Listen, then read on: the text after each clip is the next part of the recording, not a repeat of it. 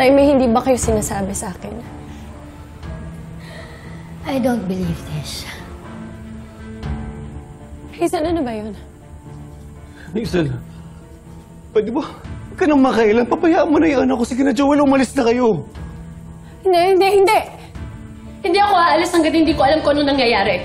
Anak, walang nangyayari. Binalikan ko lang si Hazel. Sige na. Anak, pwede ba irespeto mo na lang yun? Tay, may hindi kayo sinasabi sa akin. Sabihin niyo sa akin ang totoo. Wala. Ito yung totoo. Maniwala ka sa akin para sa ikabubuti niyong magkakapatid to. Sige na, umalis ka na. Hindi ako aalis dito hanggat hindi ko kayo kasama. Umuwi na tayo, Tay.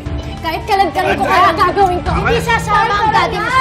Kahit anong gawin mo, hindi siya sasama sa'yo. Ano na ba? Kasalanan mo to eh! Ano ginawa mo kay tatay? Pinilit mo? Tinakot mo? Bakit ako sinisisi mo? Hindi mo kasi alam yung buong kwento. Tama na! Tay, ano ba kasi nangyayari? Anong totoo? Anong dapat kong malaman? Andrea, huwag mong sisihin si Hazel! Wala siyang kasalanan! Ako yung nagdesisyon niya. Kami ng nanay mo! Tay, bakit nga, Tay? Bakit? Bakit nagdedesisyon na naman kayo nang kayo lang?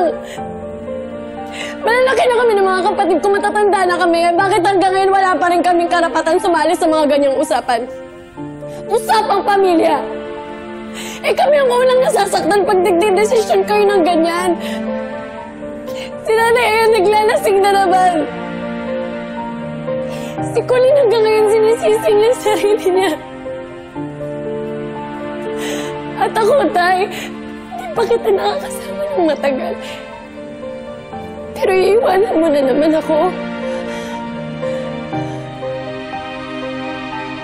Tay, please. Huwag niyo ko iwan, Tay. Sige na, umuwi na tayo. Tay, umuwi na tayo.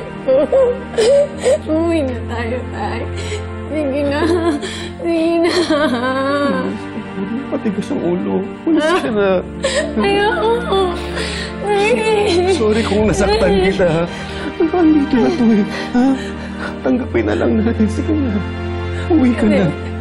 Joel, sige na. Umalis na kayo. Huwag mo kayo pagsama yan, Tay. Sige na! Joel! Bitawan mo ako! Ayoko!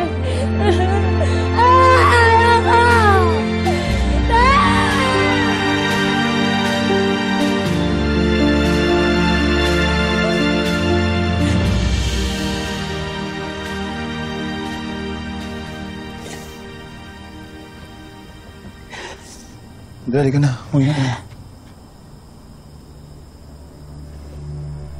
May tinatago sila sa akin, Joel. May tinatago sa akin si tatay. Narinig mo naman yung sinabi ni Hazel, di ba? At yung reaksyon ni tatay. Pinipigilan niya si Hazel. At kung kasama nga si nanay sa pagdidesisyon nito, malamang may alam siya. Kuya, sabihin mo na kasi, ano bang nalalaman mo? Kundi akitin ulit namin si nanay. Sinasaktan ni Hazel yung sarili ko. Uminom daw ng maraming sleeping pills kaya sinugod sa ospital. Si Kuya. Nagsisinungaling sa amin si Kuya. Alam niya kung anong totoo. Hindi niya sinabi sa amin. Andrea, napapraning ka lang. Huwag ka mag-isip ng ganyan.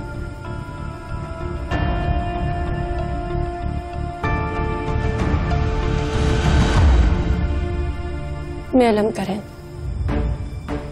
Hindi ka na. Natin natin sa iba. Umuwi na to. Nga, Joel. Magsabi ka sa akin ng totoo. Bakit bumalik si tatay kay Hazel? Anong dahilan?